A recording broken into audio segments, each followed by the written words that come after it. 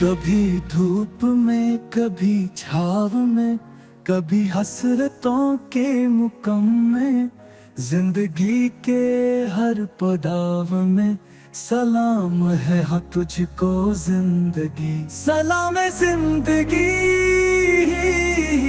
हाँ तुझको जिंदगी।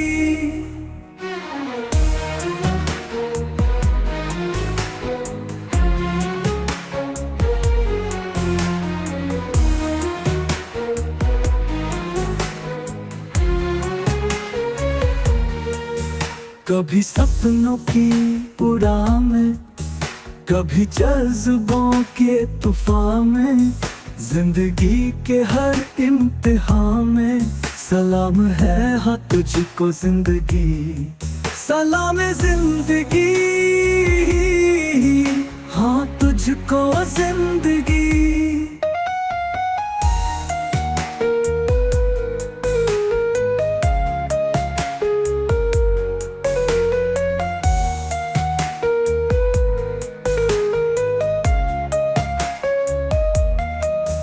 कभी खुशियों की बहार में, कभी गमों के इजहार में, हर मोड़ पे हर राह पे सलाम है हाँ तुझको जिंदगी। सलाम है जिंदगी, हाँ तुझको जिंदगी। सलाम है जिंदगी विद सुख संधू।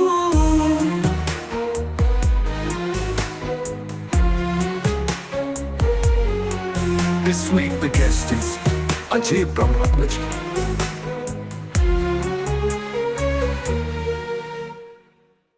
प्रिय दर्शकों और श्रोताओं, नमस्ते, सत श्री अकाल, हेलो, आदाब और दुनिया भर की सभी भाषाओं में आप सभी का स्वागत है। आप सभी को सलाम जिंदगी शो में शामिल होने पर बहुत बहुत स्वागत।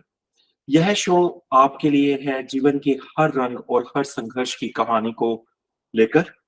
यहाँ हम आपके साथ मिलकर उन लोगों की कहानियां साझा करते हैं जिन्होंने जीवन की चुनौतियों का डटकर सामना किया और सफलता की नई ऊंचाइयां हासिल की। तो हमारे साथ रहिए और सुनिए प्रेरणादायक कहानियां सिर्फ सलाम जिंदगी पर। आज हम आपको एक बहुमुखी प्रतिभा संपन्न व्यक्ति अजय ब्रह्मतर्स के बारे में बताने जा रहे हैं। अजय ब्रह्मतर्स एक प्रसिद्ध फिल्म संपादक, पत्रकार और ब्लॉगर है। उन्होंने दैनिक जागरण जैसे प्रमुख हिंदी समाचार पत्र में फिल्म संपादक के रूप में काम किया है। 2017 में उन्होंने रिटायरमेंट ले ली, बट अपने काम से उन्होंने कभी भी रिटायरमेंट नहीं ली है।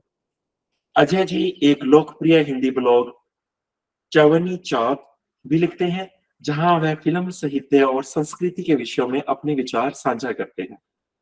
उनके ब्लॉग की एक बड़ी पाठक संख्या है। इसे कई ऑनलाइन प्रकाशनों में भी प्रदर्शित किया गया है। एक फिल्म आलोचक के रूप में अजय जी की समीक्षाएं उनके गहन विश्लेषण और आकर्षक लेखन शैली के लिए जानी जाती है। उन्होंने बॉलीवुड ब्लॉकबस्टर से लेकर स्वतंत्र आर्ट हाउस सिनेमा तक विभिन्न प्रकार की फिल्मों की समीक्षा की है। इसी नाम से उनकी एक ई मैगजीन भी अवेलेबल है जो नॉर्थ नल पे अवेलेबल है। इनके अलावा सिने माहौल नाम से एक यूट्यूब चैनल का संचालन भी करते हैं, जहां वह फिल्म उद्योग से जुड़े विभिन्न पहलुओं पर चर्चा करते हैं, दर्शकों से जुड़ते हैं। अजय ब्रह्मतर्स का योगदान निश्चित रूप से फिल्म पत्रकारिता के क्षेत्र में अत्यंत महत्वपूर्ण है और उनका काम युवा पत्रकारों और फिल्म समीक्षकों के लिए एक मिसाल है। उनका समर्पण और फिल्म कला के प्रति जुनून सराहनीय है। तो बात करते हैं अजय ब्रह्मतर्स जी से। अजय जी, आपका सलाम जिंदगी में स्वागत है। जी।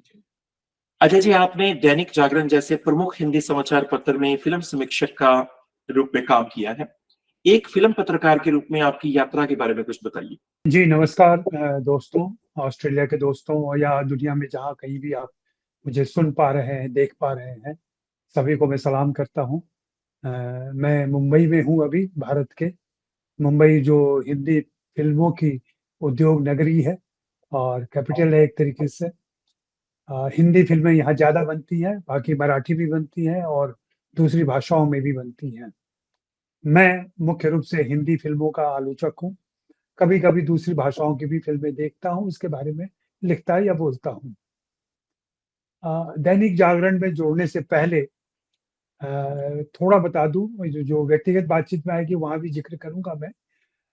मैं जेएनयू से पढ़ा लिखा हुआ हूँ और उसके बाद कुछ समय तक मैं चीन में रहा। वहाँ पे विदेशी भाषा प्रेस में काम किया।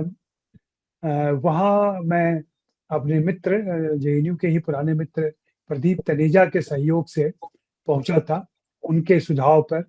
प्रदीप तनेजा अभी आपके ऑस्ट्रेलिया में ही मेलबोर्न में पढ़ाते हैं और चीनी भाषा और चीनी राजनीति साहित्य के विशेषज्ञ माने जाते हैं।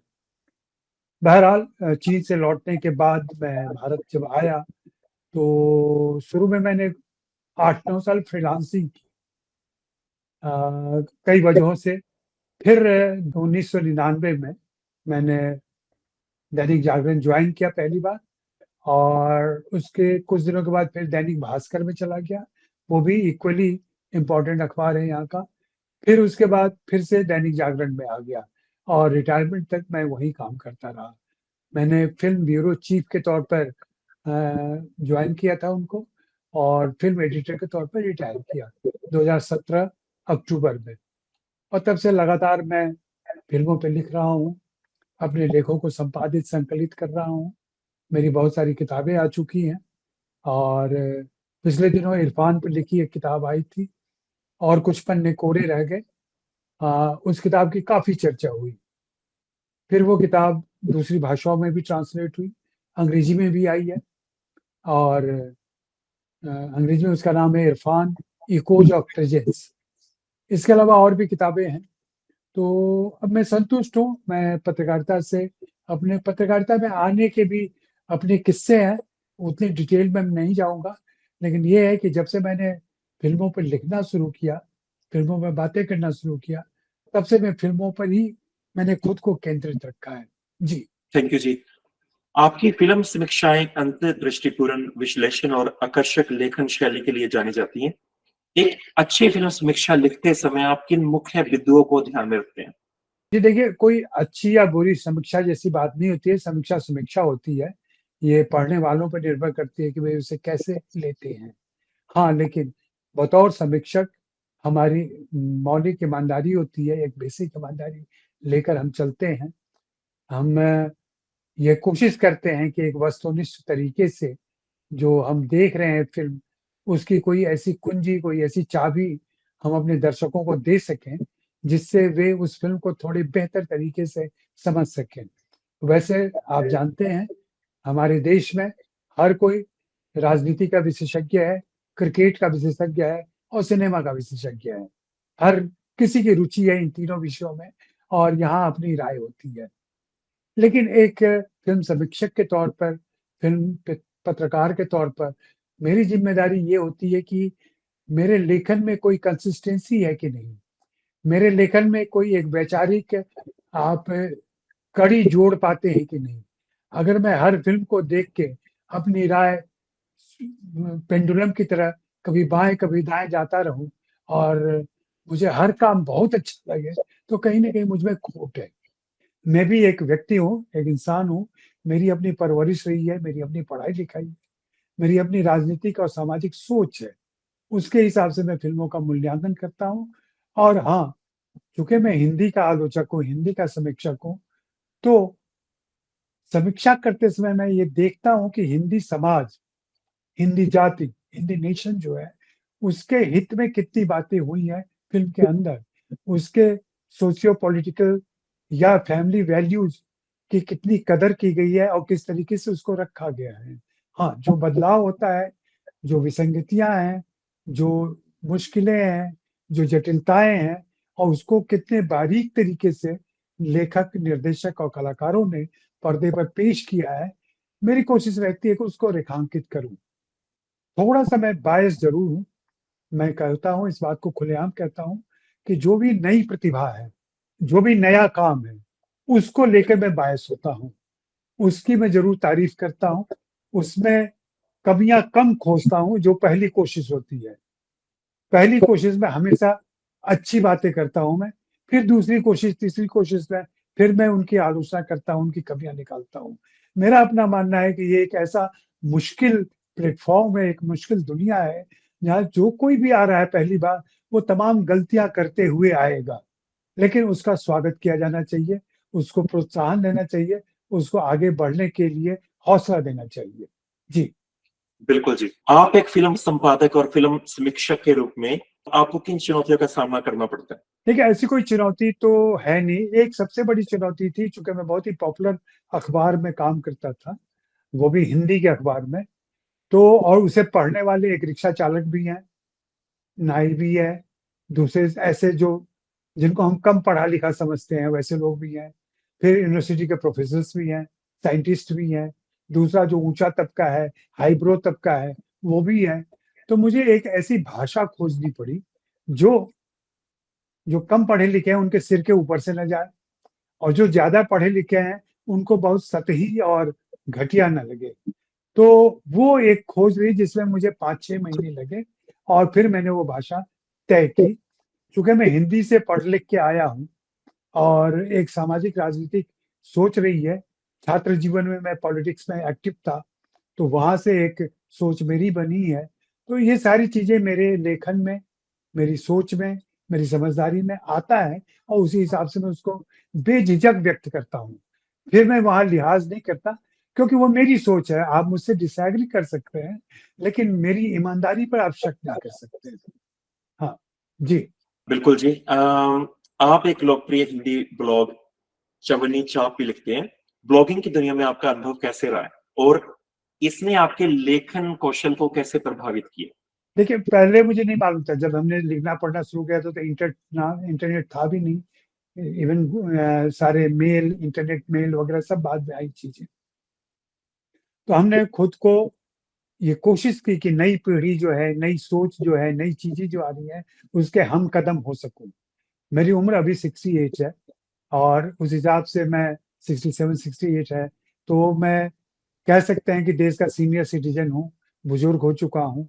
लेकिन मेरी कोशिश रहती है कि जो मेरे युवा जेन ज़ी है, उसके साथ भी मैं रहूँ, उसकी चीज़ों को समझूँ और अपनी सीमाओं में रहते हुए ठीक है कि मैं हाय ब्रो और वो लैंग्वेज नहीं बोल सकता और ना मुझे शोभा देगा। लेकिन मैं कोशिश रहता है कि जो तकनीक है, जो नए फ़ॉर्म आ रहे हैं, उन प्लेटफ़ॉर्म पर मैं भी रहूँ और मैं अपनी बातें करूँ, मैं अपने लिहाज़ से चीज़ों को रखूँ। तो वैसे ही ब्लॉग जब शुरू हुआ था, तो मैं ब्लॉग की दुनिया में आया और मैंने इसका नाम चवन्नी चैप रखा, जो हिंदी में चवन्नी छाप ऑडियंस के लिए कहा जाता है। जो फ्रंट बेंचर्स होते थे, जो चवन्नी में ही टिकट लेके फ़िल्में देखते थे, बहुत शोर-गुल करते थे। ऐसा माना जाता था कि वे बहुत ही आम इंसान होते हैं और उनकी कोई ज़्यादा समझदारी नहीं होती है। उनको मसाला फ़िल्में पसंद आती हैं, मार-धाड़ हो, एक्शन हो, नाच-गाना हो, तो ऐसे दर्शकों को बहुत नीची नज़र से देखा जाता है। लेकिन मैंने कहा मैं वही दर्शक हूँ, मैं उसी आम दर्शक का हिस्सा हूँ, लेकिन अब चूँकि मल्टीप्लेक्सेज़ आ गए हैं और मैं वहाँ जाने लगा हूँ, मैं पैंट शर्ट पहनने लगा हूँ, मैं थोड़े ऊँचे दर्जे में भी बैठने लगा हूँ, इसलिए अब मैं छाप नहीं रहा चवन्नी का, मैं चैप हो गया हूँ। हाँ, तो वो चवन्नी चैप इस तरीके से नाम पड़ा उसका। हाँ, ये ज़रूर हुआ कि ब्लॉग पे लिखने के बाद मैंने महसूस किया कि मुझे देश-विदेश कहीं से भी लोग पढ़ रहे हैं और हिंदी पढ़ने वालों की संख्या बहुत ज़्यादा है। जिन दिनों उसका कह लें उत्कर्ष का दिनों था, तब मेरे पास लगभग तब 10,000 8,000 रोज़ के पाठक आते थे और जो देश के हर कोने से, दुनिया के हर कोने से पहुँचते थे। तो उससे मुझे एक बल मिला और वहाँ क्या होता था कि मैं कुछ मौलिक चीज़ें सिर्फ़ ब्लॉग के लिए करता था। कुछ अपनी जो राइटिंग अखबारों के लिए होती है, उसको भी मैं वहाँ डाल दिया करता था। तो इस तरीके से आज भी उसकी फ़ॉलोइंग बनी हुई है। हालाँकि पिछले 5 साल से मैंने अपडेटिंग बंद कर दी है वहाँ पर क्योंकि मैं अब यूट्यूब चैनल पे आ गया हूँ। वहाँ मेरी ऊर्जा ज़्यादा लगती है। तो और मैं ई-मैगज़ीन निकाल रहा हूँ। जिस तरीके से मैं सेवा करना चाहता हूँ, तो ये सारी चीज़ें चल रही हैं। मैं काफ़ी व्यस्त रहता हूँ, कह सकता हूँ मैं, लेकिन मैं उतनी ही फुर्सत में भी रहता हूँ। जैसे कि आपसे कल परसों ही बातचीत हुई है, लेकिन मेरे पास समय है, मैं आपसे बात कर सकता हूँ। यदि ऐसे लोग बहाने बनाते हैं या ऐसे लोग कोई न कोई एक्सक्यूज़ लेते हैं कि मैं बहुत बिज़ी हूँ, जिनके पास कोई काम नहीं होता है। जिनके पास काम होता है ना, वे बहुत खाली होते हैं, क्योंकि वे अपना काम समय पर निपटा लेते हैं और ये बात मैंने अमिताभ बच्चन और देव आनंद से सीखी है। जिन लोगों ने उतने व्यस्त तो शायद ही कोई होगा, लेकिन आज भी अमिताभ बच्चन मिले हुए सारे मैसेजेस के जवाब देते हैं। वो जवाब भले ही 2 घंटे के बाद आए, 5 घंटे के बाद आए या अगले दिन आए, लेकिन कोई भी ऐसा मैसेज उन तक नहीं रहता जिसका जवाब न मिलता हो आपको। हाँ, वो इनकार कर सकते हैं, वो आपके प्रस्ताव से मना कर सकते हैं, लेकिन जवाब ज़रूर देंगे। तो ये सब चीज़ें सीखने वाली हैं इंडस्ट्री से। या देव साहब खुद ही फ़ोन उठाते थे। तब लैंडलाइन का ज़माना था और जब उनको बात करनी नहीं होती थी, तो कह देते थे देव इज़ नॉट हियर। खुद ही कहते थे, लेकिन आप ज़ुबान समझ रहे हैं, उनकी इज़्ज़त रखते हुए आप उसको स्वीकार कर लेते थे, ठीक है, देव इज़ नॉट देयर। मतलब उनकी बात करने की तबीयत नहीं है अभी।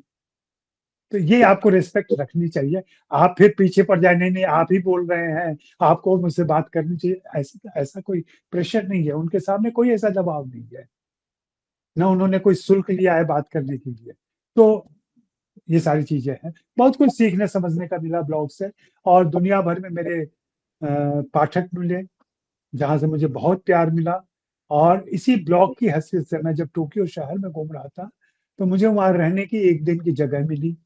मुझे होस्ट मिल गए इसलिए कि वो मेरा ब्लॉग पढ़ते थे। ऐसे ही मैं न्यूयॉर्क जब गया, तो टाइम स्क्वायर पर किसी मेरे पाठक ने मेरे रहने की व्यवस्था की। 2 दिनों तक मैं टाइम स्क्वायर जैसी जगह पे रहा। मुझे नहीं मालूम उसके कितने पैसे उन्होंने दिए होंगे, लेकिन और सिर्फ़ उनको कुछ नहीं करना था, वो सिर्फ़ आधे घंटे मेरे साथ बैठे, कॉफ़ी पी, उन्होंने कुछ नहीं पूछा, उन्होंने कहा सर आपका पेमेंट किया जा चुका है, आपको जब यहाँ से चेक आउट करना हो कर जाइएगा, कोई दिक्कत नहीं है, जितने दिन रहना चाहें आप रह सकते हैं। हालाँकि मुझे 2-3 दिन ही रहना था, वो मैं रुका। तो ये सब ब्लॉग की वज़ह से हुआ है। हाँ जी, जी। आपका यूट्यूब चैनल चवन्नी चाप फिल्म प्रेमियों के बीच काफ़ी लोकप्रिय है। नहीं डिजिटल उसका नाम सिनेमा हॉल है। सिनेमा हॉल मेरी माय अपॉलॉजीज़। वो काफ़ी फिल्म प्रेमियों के बीच में लोकप्रिय है। तो डिजिटल मंच पर सामग्री बनाने और साझा करने के बारे में आपका अनुभव कैसे रहा है? देखिए, मैं अभी भी मानता हूँ कि मैं वहाँ पे ट्रेनी हूँ, सीख रहा हूँ, इंटर्न हूँ एक तरीके से, क्योंकि जब मेरी उम्र लगभग 62 साल थी, तब मैंने वहाँ इंटर किया।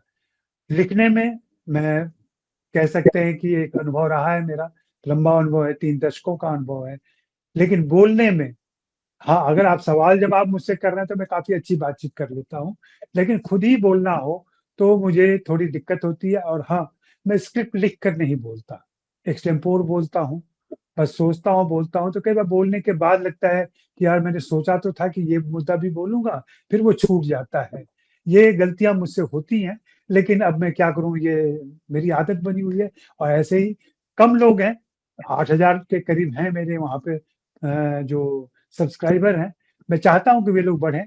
मैं आपके ज़रिए भी अपील करूँगा कि अगर ऑस्ट्रेलिया से भी लोग मुझे देखना चाहें, तो देख सकते हैं। वहाँ ये है कि मेरे विचार मौलिक होते हैं, मेरे विचार हिंदी में होते हैं, मेरे विचार हिंदी समाज को लेके होते हैं, मेरे पास एक हिंदी सोच है और मैं उस हिसाब से अपनी बातें कहता हूँ। उस यूट्यूब चैनल का नाम है सिने माहौल, CINEMAHAUL माहौल। माहौल मीन्स जो परिवेश होता है, जो एनवायरनमेंट होता है, उसके लिए। तो सिनेमा का जो माहौल है देश में, उसके लिए मैं उसे चलाता हूँ और मैं खुश हूँ वहाँ भी, क्योंकि जब मैं किसी वीडियो को सिर्फ़ 50 लोग मिलते हैं, व्यूअर्स मिलते हैं, किसी को 5000 भी मिल जाते हैं।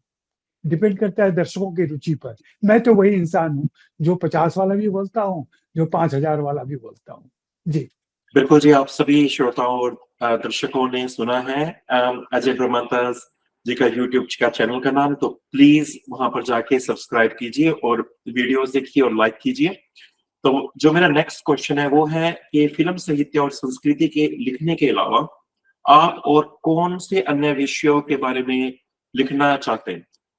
देखिए, लिखने की इच्छा तो है कि मैं कुछ यात्रा संस्मरण लिखूँ, कुछ अपनी ज़िंदगी के बारे में लिखूँ, फिर जो पत्रकारिता के मेरे अपने अनुभव हैं, उसके बारे में कुछ बताऊँ। मैं कुछ लेक्चर्स वगैरह भी देता हूँ, कहीं विश्वविद्यालय वगैरह में भी जाता हूँ, सेमिनार्स में जाता हूँ, तो ये सारा काम है मेरा।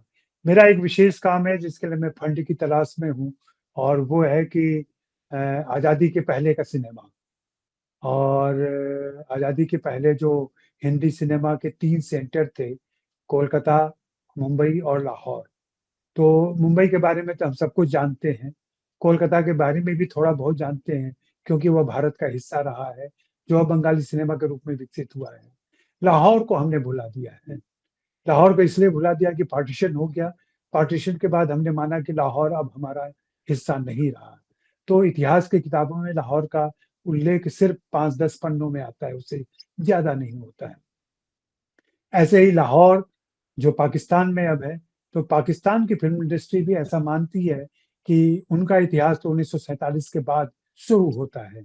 1947 के पहले तो भारत का हिस्सा था, साझा था, तो उस पर वो भी ज़्यादा तवज्जो नहीं देते और इस तरीके से उसको भुला दिया गया है। वो हिंदी सिनेमा का एक मिसिंग लिंक है, जिस मिसिंग लिंक को मैं मैपिंग कर देना चाहता हूँ उसकी। थोड़ी बहुत जानकारियाँ मैंने हासिल की थी। मेरी प्लानिंग थी लाहौर जाने की, तब तक भारत में स्थितियाँ बदल गईं। पुलवामा का कांड हो गया और सब कुछ बहुत ही जटिल हो गया, तो मैं जा नहीं सका। लेकिन अभी तक मेरे दिल में वो इच्छा है कि मैं उस काम को करूँ और वो बहुत ज़रूरी है इसलिए कि हिंदी सिनेमा के रूट्स को जानना है अगर आपको, तो लाहौर को समझना होगा।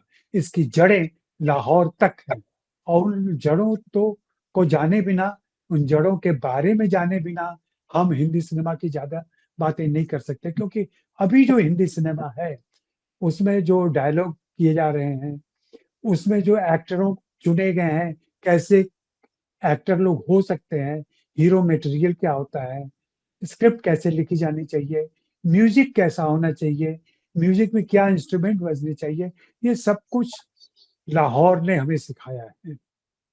लाहौर से आई हैं ये चीज़ें। बहुत बड़ा रोल रहा है लाहौर का, जिसमें म्यूज़िक, डायलॉग और तमाम चीज़ें हैं। जो हमारी ज़ुबान है हिंदी सिनेमा की, जिसे हिंदुस्तानी कह सकते हैं, ये हिंदुस्तानी ज़ुबान वहीं से आई है क्योंकि हम जानते हैं कि जो अनडिवाइडेड पंजाब था, उसकी भाषा जो थी, वो उर्दू हुआ करती थी। अब जाके वो पंजाबी हुई है या पाकिस्तान में उर्दू हो गई है पूरी। लेकिन उस ज़माने में उर्दू हुआ करती थी बोलने में, लिखने में भी पंजाबी भी उर्दू स्क्रिप्ट में लिखी जाती थी। बाद में गुरुमुखी आई है, तो उसका बहुत ज़्यादा असर है और आज हिंदी सिनेमा आप देख रहे हो, तो कोई भी हिंदी फ़िल्म बन रही हो, आप इलाहाबाद की बैकग्राउंड पे बन रही हो, बिहार के बैकग्राउंड पे बन रही हो, लेकिन उसमें एक पंजाबी गाना आ जाएगा, बल्ले बल्ले होने लगेगा, माही माही होने लगेगा और हम जानते हैं कि हिंदी सिनेमा का जो ये पंजाबी बीट है ना, वो बहुत ज़्यादा पॉपुलर है। हर जगह शादी-ब्याह में, गानों में, इवेंट में, हर जगह बजता है और इससे कोई दिक्कत नहीं, हमारे पाँव थिरकने लगते हैं। जैसे ही पंजाबी बीट बजता है, तो हमारे पाँव खुद ही काँपने लगते हैं, खुद ही नाचने लगते हैं। जी, तो ये सब सारा समझना चाहिए, मूल्यांकन किया जाना चाहिए। जी। बिल्कुल। बॉलीवुड और स्वतंत्र सिनेमा दोनों की आपने फ़िल्मों की समीक्षा की है, तो आपका कैसा अनुभव रहा है दोनों के बारे में और दोनों के बीच में आप क्या अंतर देखते हैं? देखिए, ये अंतर 50 साल पहले था, लेकिन पिछले 50 सालों में ये अंतर लगभग खत्म हो चुका है। अब सारी फ़िल्में मेन स्ट्रीम हो गई हैं। मेन स्ट्रीम मतलब मुख्य धारा की जो फ़िल्में हैं, कमर्शियल फ़िल्में हो गई हैं। इंडिपेंडेंट फ़िल्म के नाम पर कुछ एक मेकर हैं। हर नया मेकर जो होता है, हर नया फ़िल्म मेकर जो हिंदी फ़िल्मों में आता है, उसकी पहली फ़िल्म इंडिपेंडेंट ही होती है और वो आर्ट फ़िल्म होती है। क्योंकि वो पूरी ईमानदारी के साथ अपनी उपस्थिति दर्ज करना चाहता है। वो बताना चाहता है कि वो कुछ नया लेकर आ रहा है। फिर धीरे-धीरे आने के बाद वो करप्ट होता है, वो मेनस्ट्रीम में आता है और फिर उसकी इच्छा होती है कि वो भी एक कमर्शियल सिनेमा बनाए, वह भी एक पॉपुलर स्टार को लेके फ़िल्म बनाए, जिसमें सारे वही मसाले हों, जो कमर्शियल सिनेमा के होते हैं, उसकी भी फ़िल्म हज़ार करोड़ का बिज़नेस करे। लेकिन शुरुआत सबकी बहुत ही पायस होती है, शुद्ध होती है, ईमानदारी से होती है और वो कलात्मक होती है। तो ये कलात्मक सिनेमा तो हमेशा रहेगा, चलता रहेगा, हर बार नए लोग आते रहेंगे। ये आंदोलन का रूप नहीं ले पा रहा है और अब शायद परिस्थितियाँ ऐसी नहीं है, माहौल ऐसा नहीं है, पॉलिटिकल सोशल मिलियू ऐसा नहीं है, जहाँ इस तरीके से चीज़ें रखी जा सके। भारत में स्थितियाँ बहुत बदल गई हैं। आप यहाँ कोई भी ऐसी बात कहें, जिससे सरकार, सत्ता और देश के प्रभुत्वशाली लोग नाराज़ हो जाएँ, तो आपकी दिक्कतें हो सकती हैं, आपको मुश्किलें हो सकती हैं। अभी हाल में हमने कान फ़िल्म फेस्टिवल में ग्रां प्री पाया, पायल कपाड़िया की फ़िल्म को पुरस्कार मिले, लेकिन पूरी दुनिया जानती है कि इसी पायल कपाड़िया को कितनी मुश्किलें हुई हैं, कैसे उन्हें देशद्रोही किया गया कहा गया, कैसे उन्हें पाकिस्तान भेजा जा रहा था, कैसे उन पर आज भी मुकदमा चल रहा है और उसी एफटीआई में उनको स्वागत किया जा रहा है। प्रधानमंत्री जिनकी राजनीति ने उनका विरोध किया, प्रधानमंत्री खुद उनका स्वागत कर रहे हैं, तो ये विडंबना देश में है। अगर वो इतने बड़े पुरस्कार को लेके नहीं आती, तो शायद आज भी उन पर लानत मलामत होती रहती। आज भी उनको हो सकता है कल को जेल भी हो जाए उनको। कोई कहा नहीं जा सकता कुछ भी। जी। क्या आपको लगता है कि भारतीय फिल्म उद्योग में फिल्म पत्रकारिता का पर्याप्त सम्मान और प्रोत्साहन है? इस क्षेत्र को मजबूत करने के लिए क्या सुधार किए जाने चाहिए? देखिए सम्मान तो है, आज भी है, लेकिन सोशल मीडिया के प्रभाव के बाद, सोशल मीडिया के प्रसार के बाद, वो थोड़ा-सा डाइल्यूट हुआ है, थोड़ा हल्का हुआ है। क्योंकि अब हर कोई समीक्षक है, हर किसी के पास अपनी राय है, हर किसी के पास प्लेटफ़ॉर्म है, हर कोई अपनी बात कह लेता है और प्रभावित करता है। पहले हम लोग समीक्षाएँ लिखते थे, जब लिखने का दौर था, तो हम लोग ऐसे ही गुरुवार, शुक्रवार को फ़िल्में देखते थे, फिर उसके बारे में विचार करते थे। एक समय रहता था हमारे पास खुद के मंथन का, उसके बाद वो रिव्यू रविवार को छप कर आते थे, 2 दिन का गैप होता था।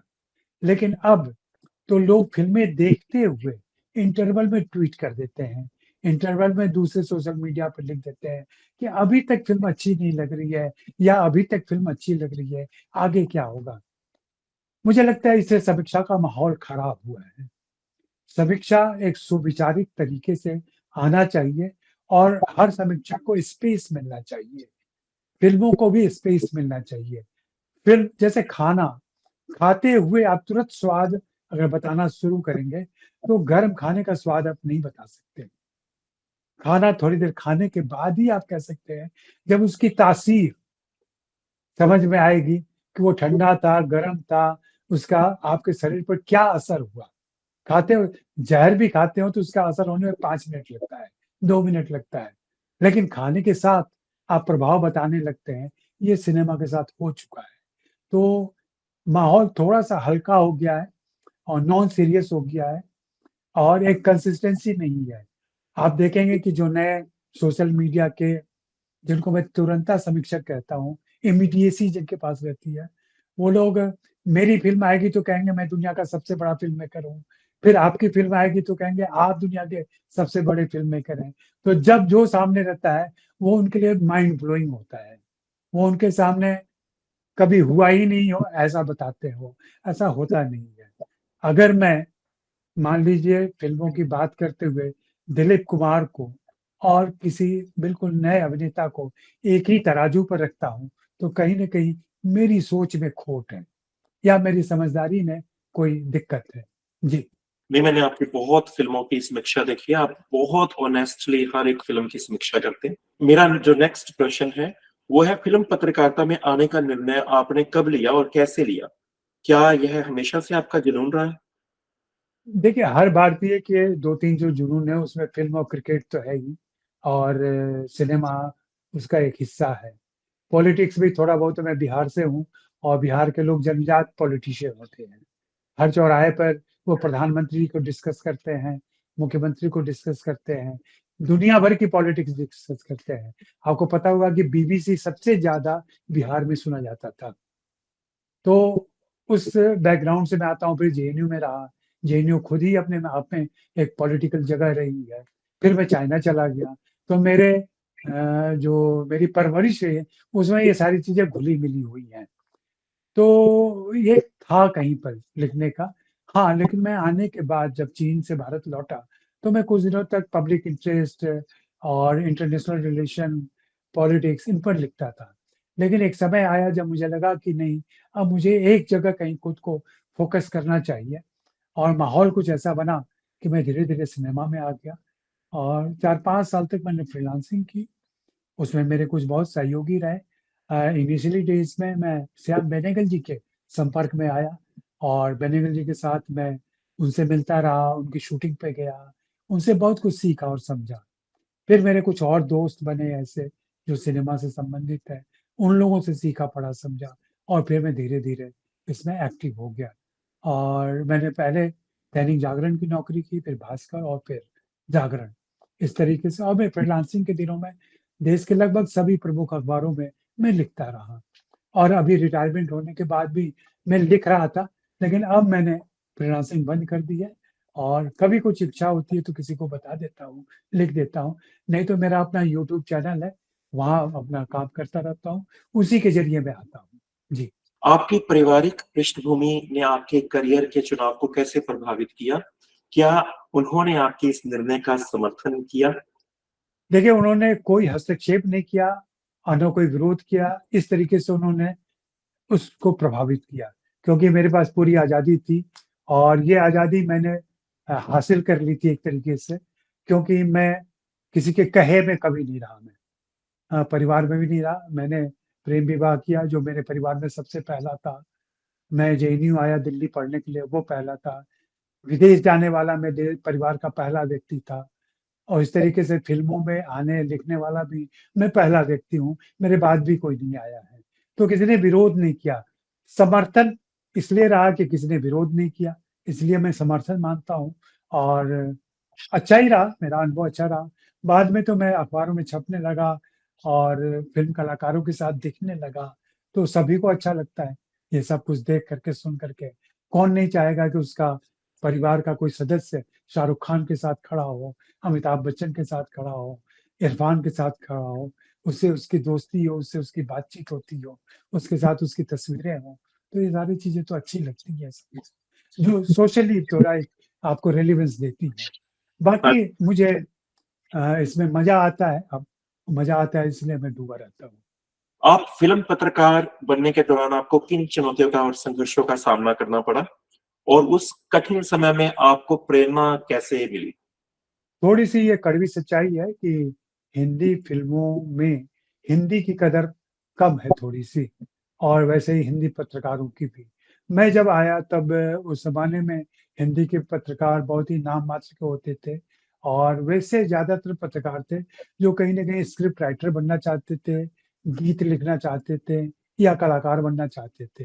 तो मंशा उनकी पत्रकारिता नहीं थी, कुछ और थी, स्टेपिंग स्टोन के तौर पर वे पत्रकार बन गए थे। ऐसे ज़्यादातर लोग थे। मैं जब आया तो मेरे पास एक अच्छा बैकग्राउंड था, पढ़ा-लिखा था मैं। मैंने एमए, एमफ़िल किया था जेएनयू से और उच्च शिक्षा लेके आया था मैं। मेरे सामने ऐसा कोई मुग़ालता नहीं था।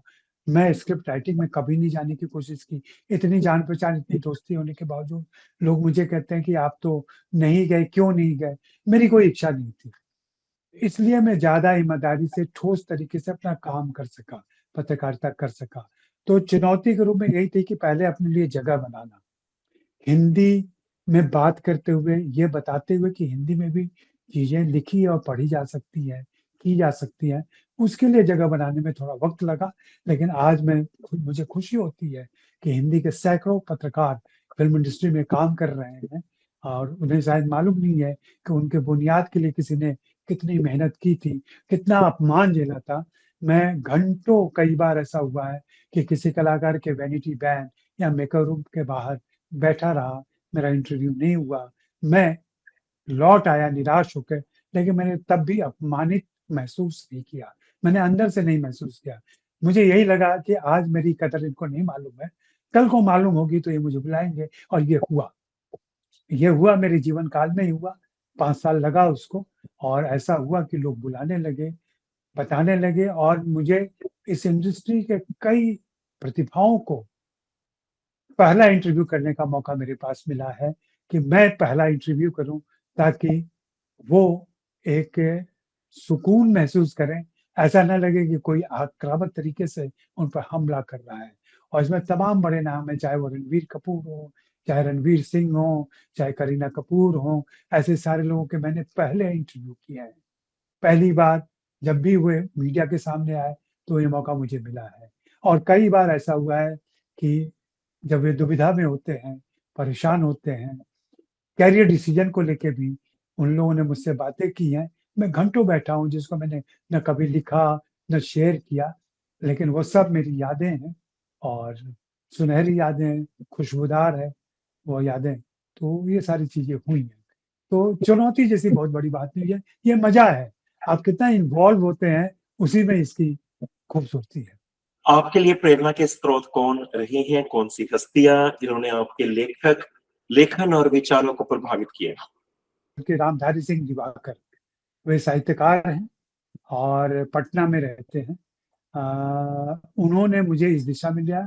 उसके पहले मैं बहुत ही साधारण छात्र हुआ करता था और मेरी कोई रुचि नहीं थी लिखने में, और उनकी वजह से मैं ऐसे आया।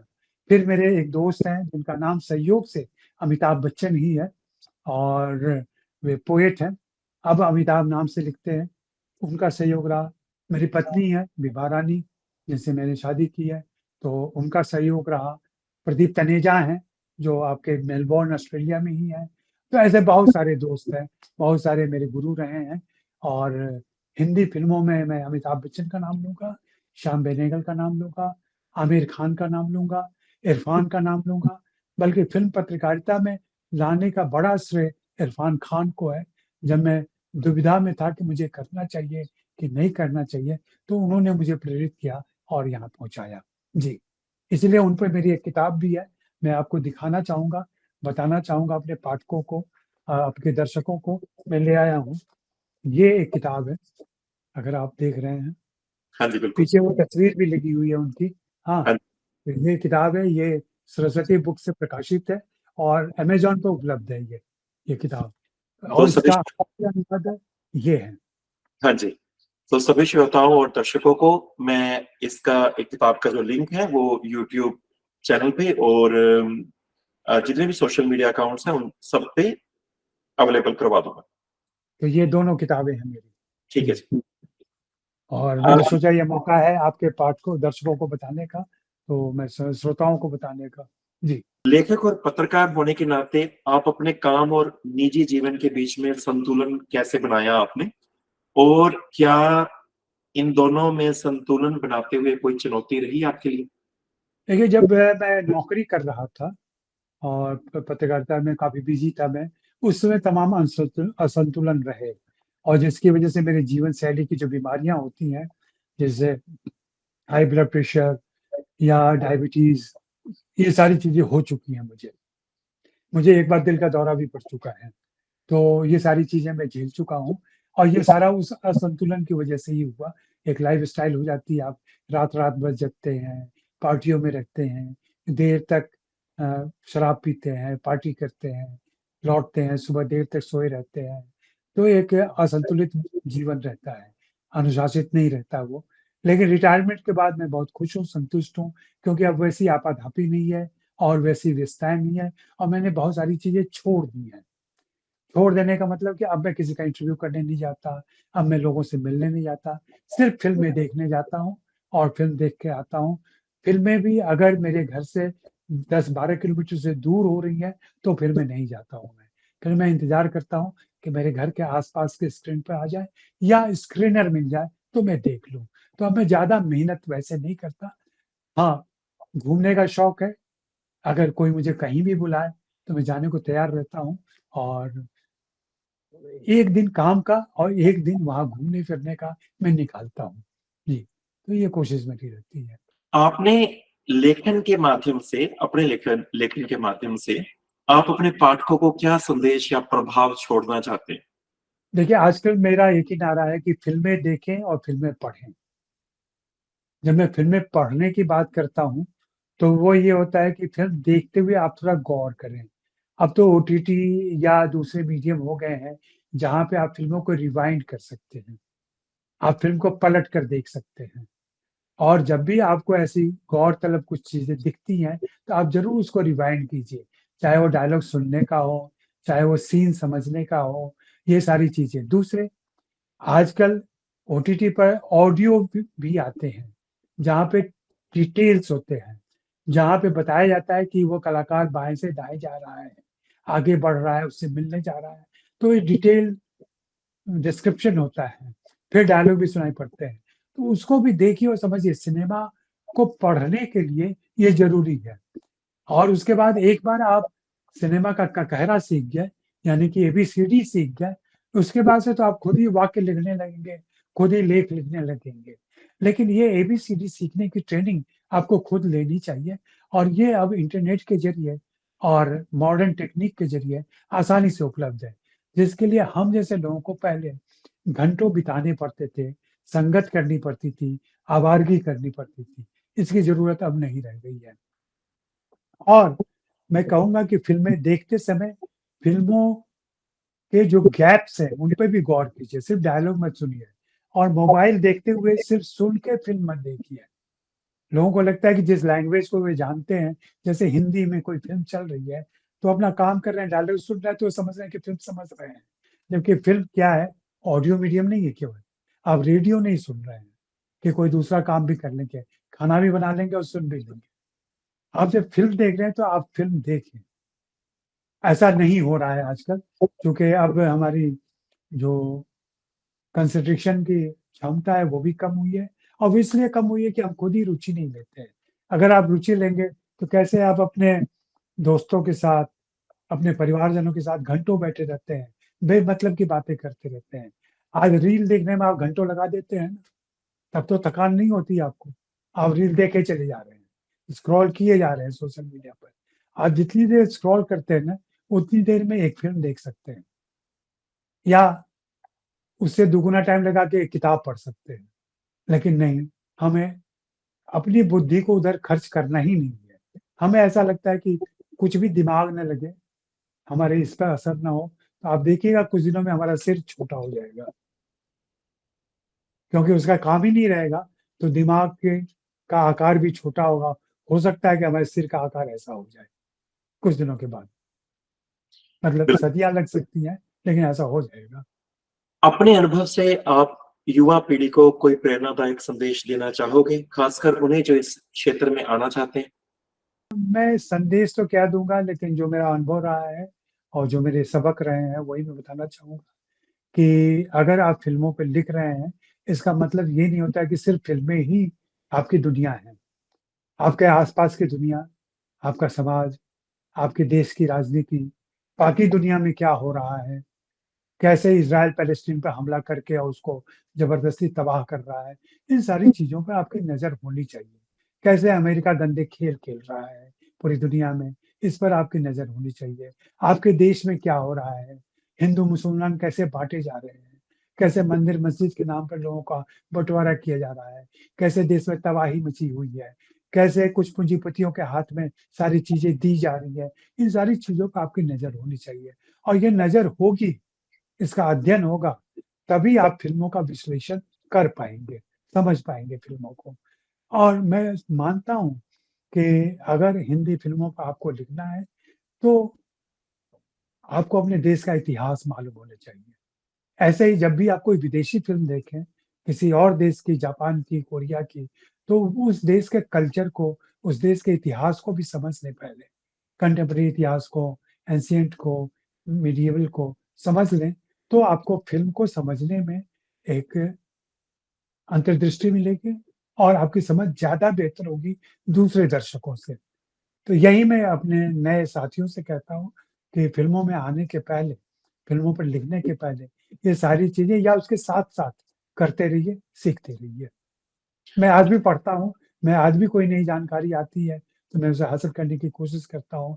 डिजिटल दुनिया में कुछ भी नया होता है, मैं अपनी बेटी से सीखता हूँ। वो बेटी मेरी बेटी ज़्यादा पारंगत हो गई हैं, ज़्यादा चीज़ें जानती हैं, क्योंकि वे आज के बच्चे हैं। मैं आपसे सीख सकता हूँ। अजय जी, आपसे बात करके बहुत अच्छा लगा। अपना समय देने के लिए बहुत बहुत शुक्रिया। जी, जी, धन्यवाद। और मुझे भी बहुत अच्छा लगा, और मैं ऑस्ट्रेलिया के सभी दोस्तों को, या आपके रेडियो और वीडियो के ज़रिए जहाँ के भी लोग मुझे देख सुन रहे हों, उनका भी स्वागत करता हूँ। हमारी लेखक के तौर पर, एक सेवानिवृत्त इंडिपेंडेंट लेखक के तौर पर, यूट्यूबर के तौर पर यही गुज़ारिश रहेगी कि आप मेरा यूट्यूब चैनल देखें, जिसका लिंक आप दे देंगे, और सिनेमा हॉल और मैगज़ीन है मेरी नॉट नल पे, वो हर महीने आती है। उसकी कीमत सिर्फ़ ₹40 होती है। ₹40 में लगभग 50,000 शब्द मिलते हैं वहाँ पढ़ने के लिए। तो आप वो भी पढ़ सकते हैं, जहाँ हम एक कंटेम्परेरी कोई सब्जेक्ट उठाते हैं और पिछले महीने में रिलीज़ हुई किसी फ़िल्म के बारे में डिटेल में अलग-अलग लोगों के विचार छापते हैं। तो यही 2 गुज़ारिश है। बाकी मेरी किताबें हैं, जो अमेज़न पे अवेलेबल हैं, और मैं आपके संपर्क में हूँ। मैं तमाम सोशल मीडिया पे उपलब्ध हूँ। कहीं से भी कोई भी मुझसे संपर्क करे, मैं उपलब्ध रहता हूँ। मैं खाली हूँ, बेकार नहीं हूँ, खाली हूँ। जी। धन्यवाद अजय जी। आपकी जो मैगज़ीन की सब्सक्रिप्शन है वो मैं तो ज़रूर लूँगा, और मैं अपने सभी श्रोताओं और दर्शकों को भी बोलूँगा कि आप प्लीज़ सब्सक्राइब कीजिए। And thank you so much Ajay ji. धन्यवाद। नमस्ते। Thank you, thank you. नमस्ते।